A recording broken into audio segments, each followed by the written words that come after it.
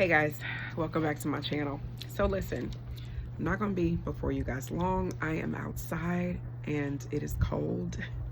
I'm at the beach on vacation with my family in December, but we're enjoying it. It's lovely. It's a beautiful property in the Outer Banks, and we're just enjoying ourselves. So I figured I needed to come and do a video that just kind of broke down the different things that I personally noticed in the movie on Netflix that Obama produced called Leave the World Behind. And the reason I wanted to come and do my breakdown was because I personally noticed some things that I didn't see anybody else break down. So without further ado, I'm going to go ahead and just kind of give you an idea of what I picked up. I'm sorry, I was trying to see if someone was coming. So I had to watch this movie twice just to go back and actually see things that I did not notice. And I'm sure if I went to watch it a third time, I would see more things that I did not notice. But the daughter, I don't know their names, but the owner of the house, okay, his daughter, she had a tattoo. She had several tattoos, but she had a tattoo that was right on her like shoulder.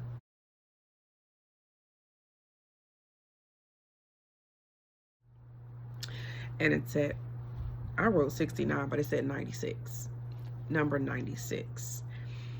And that number 96 in the Greek concordance meant failing to pass the test. Failing to pass the test. Now I'm going to give you guys what I picked up on, what I noticed, but this is not in any way to come up with a end result of what I think is going to happen, what I feel like God is saying is going to happen, but it is typically to let you know all of the different things that were noticed, all of the hidden things that were presented in this movie, its meaning, and allowing you the opportunity to take this before God, pray about it, see what he might be saying in reference to it to you, and so that we as a collective can have more of an idea of what is being presented in front of us, because it's a lot, okay? It's a lot. We saw more than one time, ooh, that wind. We saw more than one time where they were playing the game Jenga, okay, where you stack the little blocks. When I looked up the meaning of Jenga, it's a form of Swahili word kujinga, okay, which means to build. To build. So me personally, I feel that in reference to this movie, it is not only a warning, but it's also things that are spiritually related and things that are not spiritually related. Things that are to let you know what you need to be doing, you need to be preparing, and also letting you know certain things that if you aren't doing these things, you will be the one that will be affected by what is to come, okay? And then there was this frequency, high-pitched frequency sound that was done twice in the movie. This frequency sound was very high-pitched. It reminded me a lot of these frequencies that literally spiritually open you up, okay? So immediately I had to mute the TV, all right? There is stuff that you do not want to play with when it comes to sound. Sound and frequencies do affect you in a spiritual way, okay? So if you're gonna watch it, I would definitely say when you notice this, have your remote, be prepared. If you have not watched it, be prepared to mute it when it gets to that scene. The t-shirts that the children had on, one of them, the son, had on Obey. It said Obey on the shirt, which is an actual clothing brand, but I believe the word obey represented what they're telling you needs to happen, as well as the clothing brand represented self-empowerment. The Obey clothing brand represents self-empowerment, okay? But he had on the Obey shirt, and then his sister had on a NASA shirt. NASA is pretty much, we know NASA to be the biggest lie ever told, okay? Everybody is becoming hip to understand that everything that we've ever been told about NASA and going to the moon was a lie. And them standing next to each other with the Obey shirt on and the NASA shirt, it's given a whole lot of, you know, their desire to lie to you in order to get you to obey. Now, a lot of people did not truly understand the meaning of the word deer. I mean, not word, but the meaning of all of the deer in the movie, where it was so many of them and they were all standing there like staring, not moving. So I looked up the meaning of deer in the Greek concordance, and it meant to see, like to see. It also said deer and goats are notoriously disobedient to verbal commands. Okay? Deer and goats are notoriously disobedient to verbal commands. Oh my gosh, it is cold out here. So again, there's the disobedience, and then there is its relation to the word obey. The people who are standing there, you know, watching and seeing, they're busy watching. I also feel there's two meanings in reference to those, to the goat as well. The fact that they are notorious to being disobedient to verbal commands, which means they were seers, but not doers of the word. Okay? Seers and not doers. The word says, do not just be seers, but be doers of the word. I'm sorry, hearers. The word says, do not just be hearers, but also be doers of the word. These are people who are seeing and watching, but who are intentionally standing still with no desire to obey what they are telling us to do, with no desire to listen to the warnings that they are giving. Those who are wanting to go against them in their commands, okay? Those who are hard-headed, like us. We don't want to listen to what they got going on. In both of the cars, the I don't know the actors' names. The Caucasian guy who left in the car to go and try and find help, in the window of his car, there was a little sticker, and on that sticker it said 1222. Oh, it is cold out here. It said 1222. And then the owner of the house, in his car, he had a very fancy car, but in the same part of the window of his car, it also said 1222. So I overheard the owner having a conversation with Julia Roberts, and he mentioned winter solstice. I said, winter solstice I know is in December. So I look up the date of the winter solstice, and lo and behold, December 22nd. Okay, so whatever their relation is to winter solstice, and if you listen to that part of the movie, he's talking about the elites who have created a bunker, and their desire to go and hide off, because they feel that as being the elites, that they are the ones who are actually going to be spared and saved, while we're left behind to die. Okay? A part of me also feels that the same way we are waiting on our Savior, my eyes watering, the same way we're waiting on our Savior to come back, I feel that maybe the enemy has given them a lie about their Savior coming back to save them and destroying everybody else, because they feel that they're going to have a bunker, they're going to be protected, they're not going to be left behind. but they're leaving the world behind. Okay, now a lot of this stuff is speculation. Okay, but based on what we know about where we are in the world today, that would explain why there's so much that's going on in these movies. It's way too much that they're giving us, way too much. Let me see. I also saw the Huxleys that dropped down on the door. I'm not positive as of yet what that means. I'm still looking into that. They also scanned or like skimmed over a magazine that was in the seat of his car, and it said the Bronx Publications magazine, which I have not looked into that either. But when, I think his name is Ethan Hawke. Is that his name? Y'all tell me. I really don't know. But when he was in the car and the radio, it flashed to the radio and the station flashed. The station was 1619. I said, okay, what happened in 1619? So I go look up 1619. And I looked up two different things. So 1619 in the Greek Concordance means without undue let up, as completely taut, which means stretched out, pulled tight, no slack.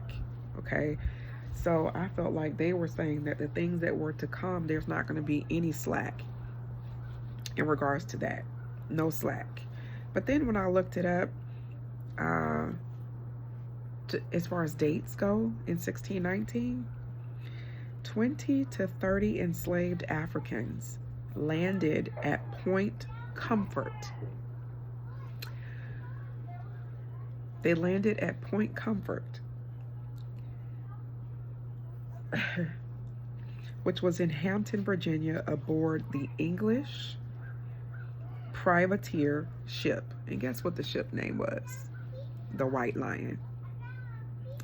If you've seen the movie, then you also know that the ship that came onto the shore was called the White Lion. Okay, so that date and the ship in the movie is tied together with its meaning. Let me read it again. 20 to 30 enslaved Africans landed at Point Comfort. When you look at the movie, when Julia Roberts, when they first got to their vacation home, she also went to the grocery store, and the name of the store was Point Comfort. So that confirms that that's what they're talking about in that scene. So the White Lion ship was what the enslaved people were on. I don't know what their idea of talking about, you know, the slavery means, what it's in reference to, because the daughter also was, she sat in a room that when she had her little vape, she went and sat in this room, and nothing on the wall, the walls basically had pictures of nothing but slaves, historic slavery pictures. So there's something in reference to the slavery stuff that's going on that they are referencing in this movie. Okay, so in reference to the teeth falling out of the son, so I decided to come in back into my room because it was cold. My, sinuses were draining, and it was a whole mess. So let me just finish exactly what I wanted to say. Okay, so I was getting to the point about the teeth. I'm still stumped, not totally sure in reference to what the teeth falling out of the son represented, what it meant. Two things that I thought about. One was that the teeth, the first thing I thought about was the scripture where it talks about, the unrighteous shall weep and gnashing their teeth in reaction to the pain and suffering inflicted by the fire. Because this is what happened. His teeth, he started pulling his teeth out after, it was really right after the frequency situation happened with the noise. But then I thought about it as well, where he talked about he got bit by a He got bit by a bug, a tick, and the fact that he had that type of reaction and he got sick also reminded me of a plague or different plagues or sicknesses that was transferred from either animals, bugs, people, whatever. Okay, so that came to mind as well. And then, of course, we see the paper that's falling out of the plane. It's a red piece of paper. It's written in a different language. It's either Arabic or, I don't know. It's in a different language. But it basically said, death to America. And there was a serpent. So that was kind of obvious to me with the whole situation. With the serpent and the meaning behind the serpent and death to America, we know that the enemy is definitely behind it. I'm still not totally sure in reference to the white Teslas, but what I did notice was this. If you hear background noise, guys, I'm in a house with like 20 people, okay? We rented a 12-bedroom house on the beach, and so there's people everywhere. So you might hear kids, you might hear talking, just ignore it. But with the Teslas, it said, I wrote down. So for those of you who did not see the movie, basically there was a scene where there were nothing but white Teslas that were they were hacked, because that's what the movie is pretty much about, is there being a hacking that took place, terrorist type of hacking. And these Teslas, they drive themselves. Sorry, I was getting a call. The Teslas, they drive themselves. And because they drive themselves, they zoomed in on a paper. They are brand new cars. So the paper, the new tag paper that's on the cars, they zoomed in and showed that portion of on the car. And basically it was like it was a message behind that, because it zoomed in on the portion that talked about the autopilot feature of that vehicle, basically saying that it was the autopilot feature can be hacked. And even he said it himself. What's the dude's name? The one who made Tesla. I'm not even going to say his name, but he admitted that it is possible that these cars can be hacked. And so they were hacked, and they were all driving themselves and basically creating a pileup that was keeping people from escaping. Okay. Now, the crazy thing about it is, days after this movie was released, there were 2 million Teslas that were recalled for the autopilot defects. Now, what are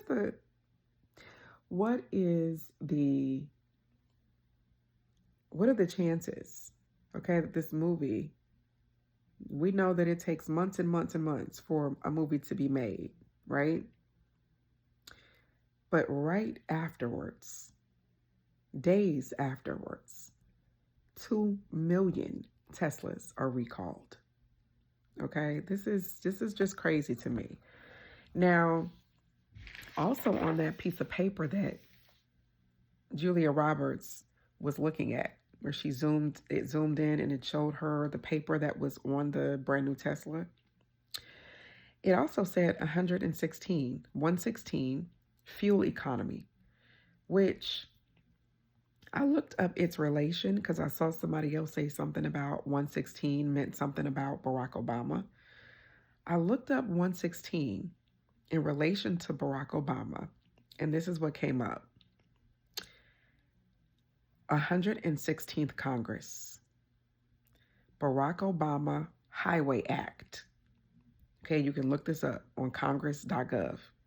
There is a 116th Congress called the Barack Obama Highway Act. Now, the fact that they were on a highway, okay, and this is about transportation.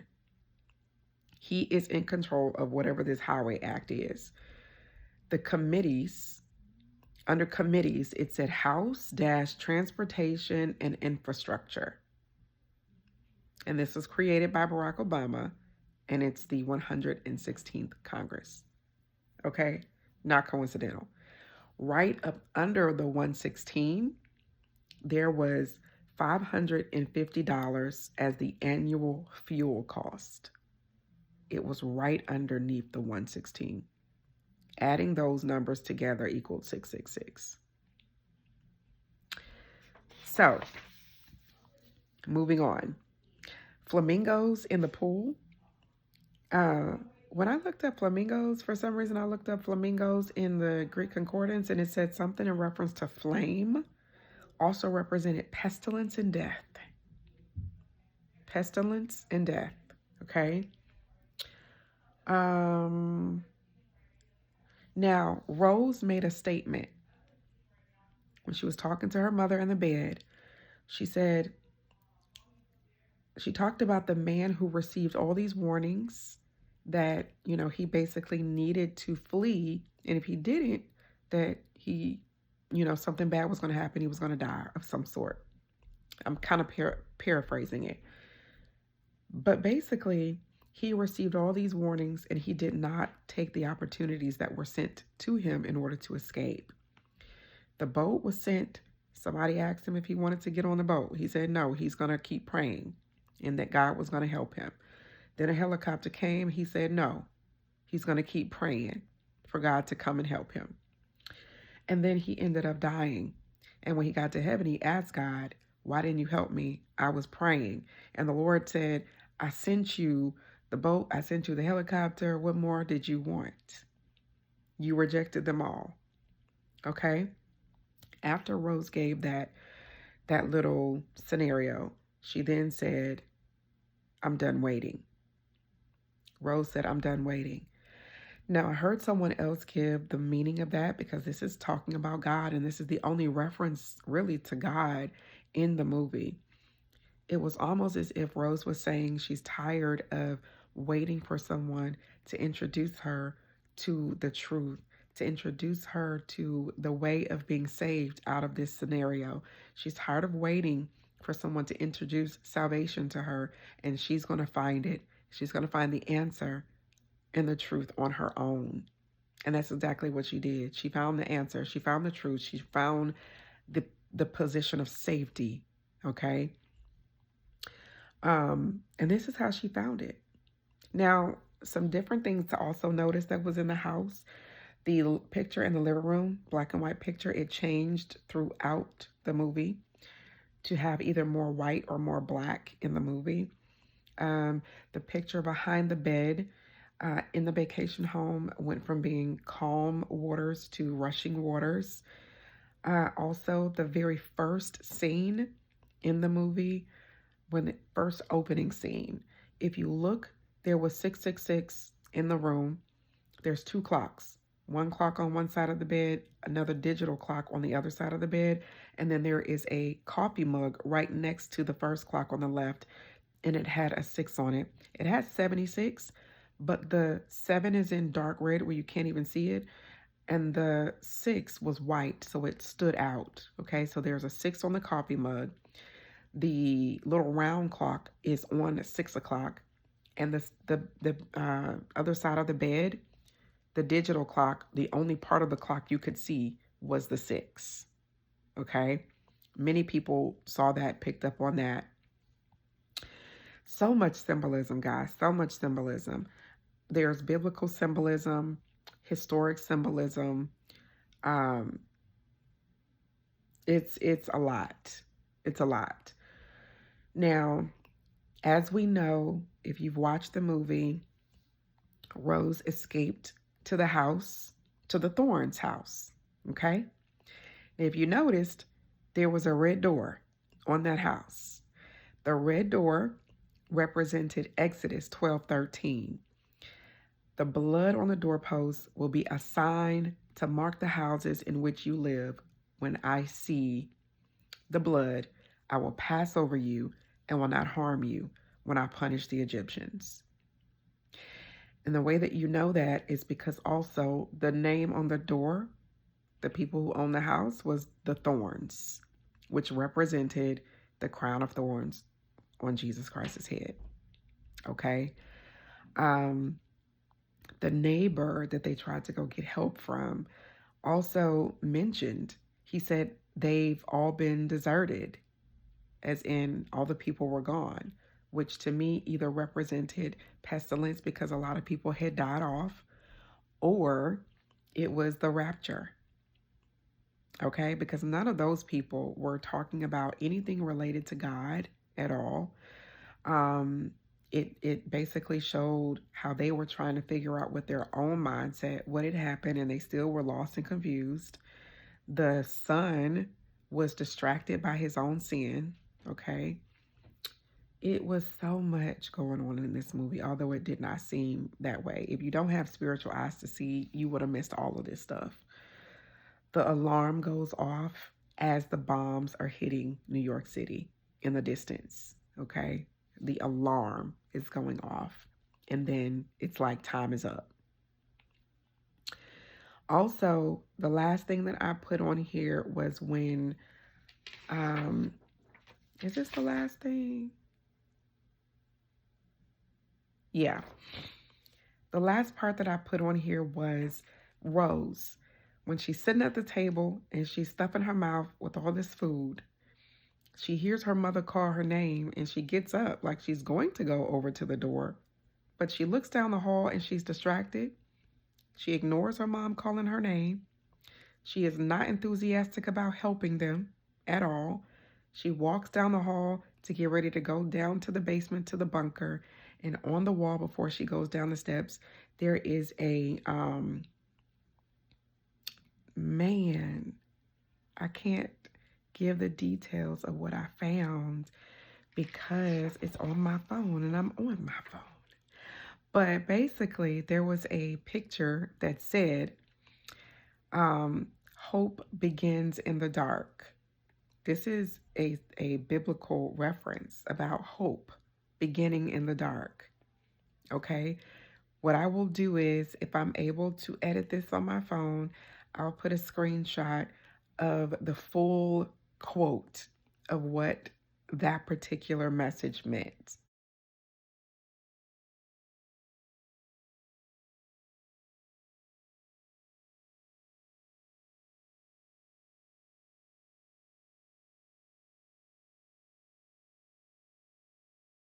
Hope begins in the dark.